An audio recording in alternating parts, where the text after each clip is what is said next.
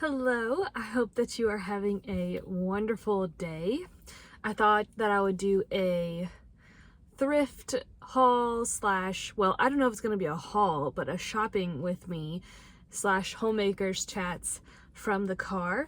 I just went to a new local coffee shop because they have organic coffee. They roast themselves, and this is the first place that I found that sells organic coffee. The other local place has like organic add-ons like syrups and stuff. This is the first organic coffee shop, and it is very delicious, and the price is actually cheaper than several of the other coffee shops for the cold brew. So yeah, I was like, I have to try it. So today I am going to the post office to drop off some Etsy stuff, and then my one big to-do list is hopefully I'm gonna go to some thrift stores and I'm gonna try to find a wool sweater.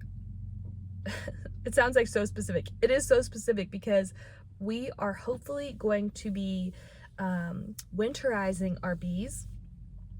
If you have any experience with winterizing your bees and you have tips with this, please reach out to me, because last year we obviously failed at this because we had 2 sets of bees and one of them died from our well, we did winterize them. We followed someone else's style with layering newspapers with sugar, and that didn't work. The condensation melted through the newspaper and then froze the bees. So last year was a total learning experience with our bees. I don't think I've talked about our bees yet since we've moved here, but we did move here with them. They are happy. They are enjoying it here. It was a great move. We have the one hive that we caught through a swarm catcher. We set up a swarm trap, that's what it's called, in the spring, and we caught some native bees of Indiana. And that's the only way we'll ever catch bees again. We will not buy bees ever again. We did that last year. And our beekeeper who helped us get started, we're so grateful. He really did help us. I highly recommend finding a local beekeeper to get started. But we've really been following Dr. Leo. He's the guy that Doug and Stacy always have on their channel. We've been following all of his ways this year, and this year's beekeeping has been way more fruitful than last year. Last year we didn't get any honey from our bees. Actually, our bees were like, I feel, in survival mode the whole summer, the whole year last year. We split the hive. We shouldn't have done that because they weren't big enough to split.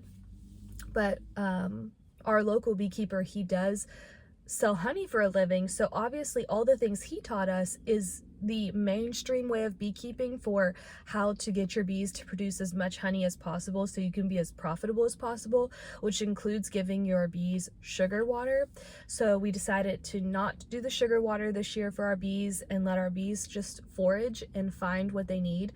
That was awesome. They did not need sugar water ever. Our bees did great. We didn't split the hive. We decided to keep them one group. Next spring, we'll, Lord willing, they make it through the winter, we will split the hive and then hopefully set out some more swarm traps to catch some more bees. Yeah, we haven't harvested any honey from them except for one frame that was kind of a mess. We left out a frame, they filled in the space, and so we had to clean it up. And in the process of cleaning up, we ended up getting 2.5 pints. Yeah, 2.5 pints of honey from our bees. So we are going to harvest the rest of our honey this week, and that's why I need a wool sweater, is because hopefully if we put wool on the top, that will winterize them. That's the plan. That's what Scott's been reading from Dr. Leo. So yeah, that's my goal. I do have a sweater that I am willing to sacrifice if we can't find any, but I would like to find something. So that's what I'm gonna do. I also might go to some antique shops. We shall see. Scott and I are much more enjoying the vlog style videos than us sitting down and talking. We'll probably still do sit down and talking videos. I just feel like in this season of life, it's much easier to have our chats while we're out and about than setting up a whole thing at home. So yeah, I hope that you enjoy these. I wasn't going to say anything about this, but I'm going to point it out. Just having yoga in the title of our last video, maybe I'm wrong, maybe people disagreed with our stance on it, but I mean, within an hour of us posting that video, our last vlog that had yoga in the title of it, we had so many people unsubscribe. It's hilarious. I was like, wow, yoga is a hot word that people do not like, and I don't even think people listened to the video because, yeah, it was just like, I don't know, maybe I'm wrong, but it was interesting. We've never had that many subscribers, unsubscribers, people unsubscribe from us from one video. So yeah, it was interesting. All right, let's go find us this wool sweater. How adorable is this jar lifter? I love the wooden handles. It was $18, so I didn't end up getting it. And then I saw these mugs, and they are adorable. If I needed more mugs, I would have totally bought them. They were $7 each. And then this rolling pin, if you remember last year I saw one and got one. I ended up giving it as a gift, so when I saw this one, I was tempted. And I love vintage baby clothes. I love looking through them and seeing if they're in good condition. I just like, yeah, looking at old baby clothes, and they had an abundance. And then there was these brick molds. I've never seen these before, and I thought they were a good price. They were only $15 each. And then look at this old hutch. It is so beautiful and primitive. I can imagine putting potatoes in that top spot, or I don't know. I just loved it so much. It was $975. And then look at how well done this antique shop was. This was by far my favorite. And then I went upstairs, and it was even more beautiful.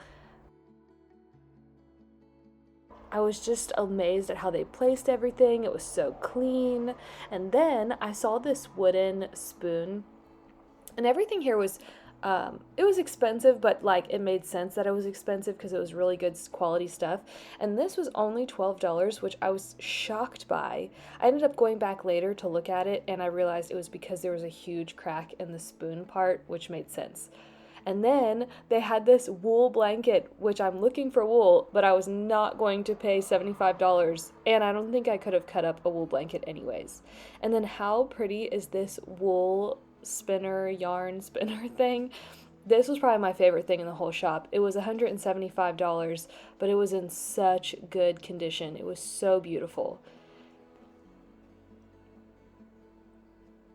I could have just spent forever looking around this shop, and it wasn't busy at all, so I had a lot of time to myself. And they also had a brick mold. It was a double brick mold, and it was $75.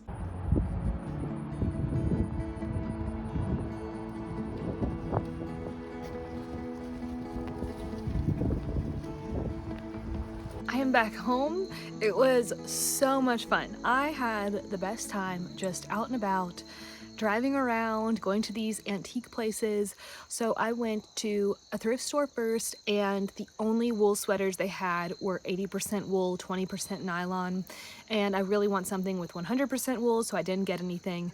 And then I went to the antique district area that I've been wanting to go to, and it did not disappoint. There were so many different antique shops, and their prices weren't that bad. As you could see in the videos, I was trying to like get an even amount of everything, and those one mugs I thought were so cute. They were only $7 each, and they looked handmade. I didn't end up getting them, and I didn't end up getting many things. I only actually got one item because we are still in an in-between place, and so I don't really need to buy more stuff while we're in this in-between season. So it's a really good discipline for me to not spend money on things that I don't necessarily need.